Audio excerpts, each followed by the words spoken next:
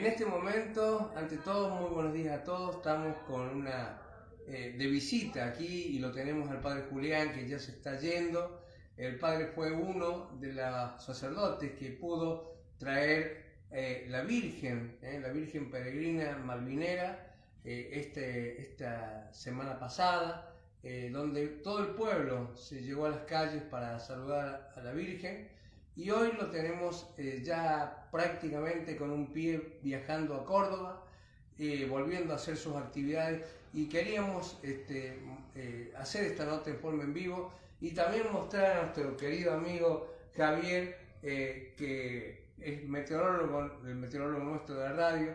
Después de más de 20 años se vuelven a reunir y nos van a explicar un poquito de la historia. Porque padre, gracias por estar acá, gracias por recibirnos. Sabemos la gran actividad que tiene y bueno, y que ya prácticamente está viajando y habiendo traído a la Virgen para todos los villamercedinos, esta Virgen malvinera que estuvo en Malvinas y que estuvo prácticamente en lo que fue la guerra, ¿no? Sí, buenos días, un gusto y agradecido por el momento y el espacio que le brindan a la iglesia.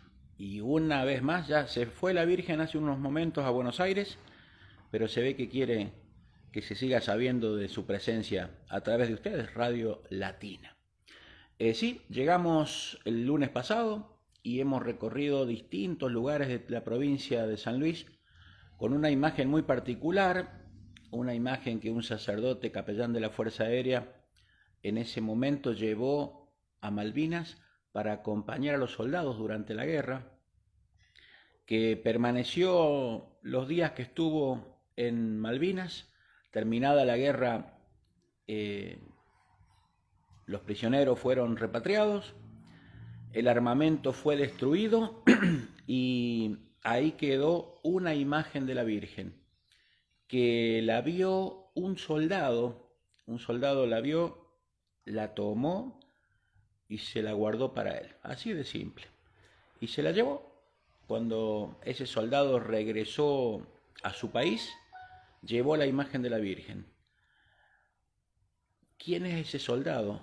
Hoy no sé el nombre, pero sí sé que se hizo sacerdote. Una historia muy linda, muy particular. Ese sacerdote la llevó a la catedral militar, a la catedral castrense de Londres, y 30 y largos años después retorna y es repatriada a su país, a la Argentina.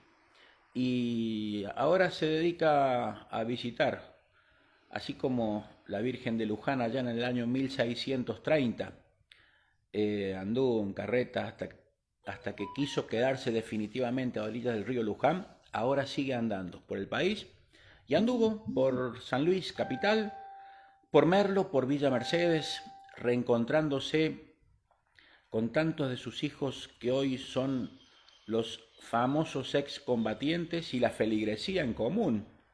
Una semana de mucha gracia para Villa Mercedes, la verdad.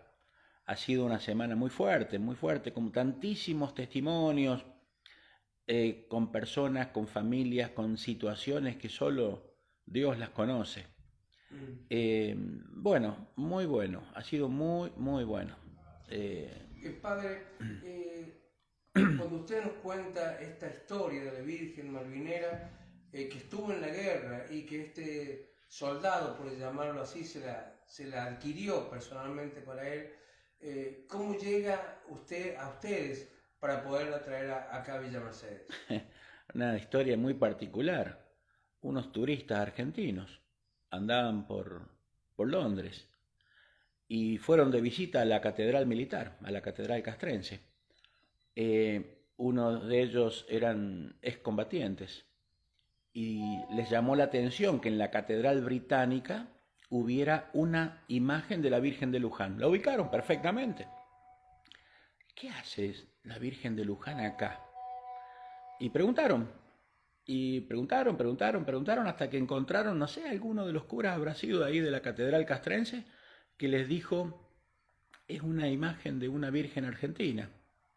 Sí, le dicen ellos. En la guerra, quedó allá en las Islas Falklands, le habrán dicho a ellos. y nosotros somos argentinos, yo estuve en la guerra. ¿Y cómo podemos hacer para recuperarla? No sé, les debe haber dicho el sacerdote. Y volvió ese grupito de turistas a hablar con Monseñor Ojea, que es el presidente de la Conferencia Episcopal Argentina. Le contaron esta historia y ahí empezó toda una historia, una serie de negociaciones con la iglesia inglesa, con el obispado castrense inglés, y bueno, después de algunas negociaciones y el Papa Francisco de por medio, se encontró el obispo castrense inglés, el obispo castrense argentino con el Papa Francisco, los tres, y ahí hicieron intercambio de imágenes. Argentina llevó una réplica y Inglaterra entregó la propia. Y una cosa muy particular, porque el obispo inglés manifiesta que no fue un botín de guerra. Dice, nunca fue un botín de guerra, era la Virgen. Claro.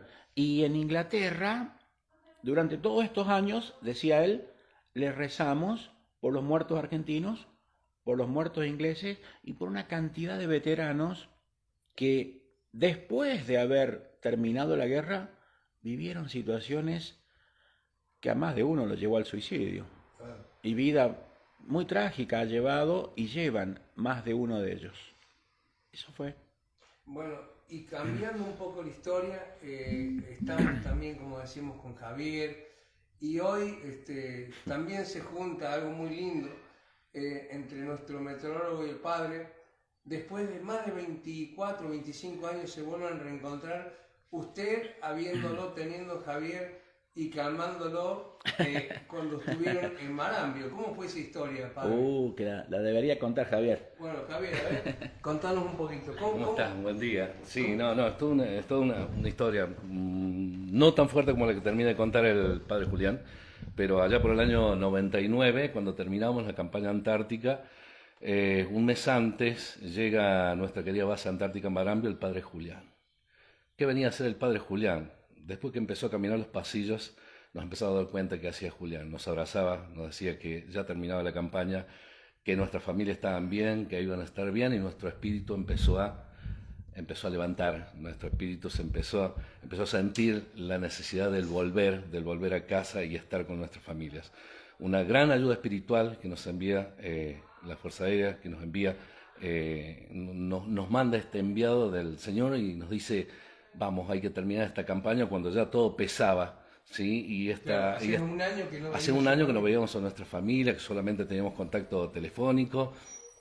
En ese momento, en el año 99, recién las redes sociales comenzaban, un video era muy complicado hacerlo, así que no había mucha forma, eran imágenes y teléfono nada más. Así que en ese momento llegó el padre Julián, mercedino, o sea, me sentí identificado, nos sentimos muy cerca, pero en realidad toda la dotación, esa dotación fue la dotación 30, y este padre, nuestro padre, nos empujó, nos ayudó, nos agrupó en la iglesia, ¿sí? Y nos dijo, chicos, esto ya se termina, han hecho lo que tenían que hacer, y bueno, nuestro espíritu, nuestra moral se fue bien arriba. Una iglesia que nos contaba Javier que incluso hasta el padre pudo construir esa iglesia. El padre inició, sí, todas las gestiones para que un espacio que estaba cedido dentro de la base se convirtiera en un oratorio, en una pequeña iglesia, y eso fue con la construcción de un carpintero mercedino también,